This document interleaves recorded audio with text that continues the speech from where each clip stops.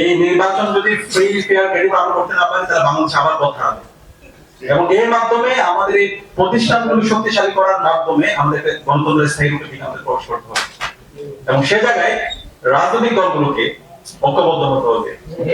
জামাত, BNP, NCP এবং বাংলাদেশ পন্থী যারা রাজনৈতিক দল আছে, এখানে এবি পার্টি আছে, সবাইকে ঐক্যবদ্ধ হতে হবে। আমরা সাময়িকভাবে হতে পারে আমি সাময়িক লাভবানের জন্য ইঞ্জিনিয়ারিং করে আপনি জিতে আসলেন, কিন্তু এই ইঞ্জিনিয়ারিং করে জিতে এসে আপনার তো কল্যাণ হবে না, এই জাতির কল্যাণ হবে না।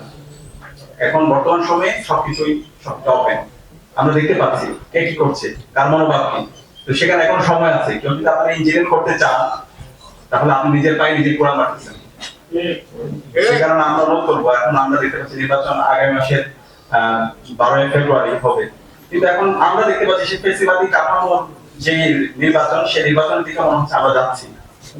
রাজনৈতিক দলগুলোর যে মনোভাব, মিডিয়ার যে মনোভাব, প্রশাসনের যে মনোভাব, নির্বাচন কমিশনের যে মনোভাব, তারা মনে হচ্ছে একদিকে ঝুঁকে পড়তেছে।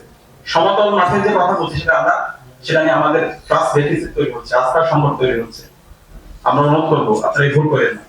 এই ভুল যদি করেন তাহলে এই যে রাকিবের যে পরিণতি হয়েছিল তার সাথে খারাপ পরিণতি আপনাদের হবে। প্রধান নির্বাচন কমিশনার হিসাবে যাকে হাসিনা বানিয়েছিল সে কাজ করেন না, সময় আছে।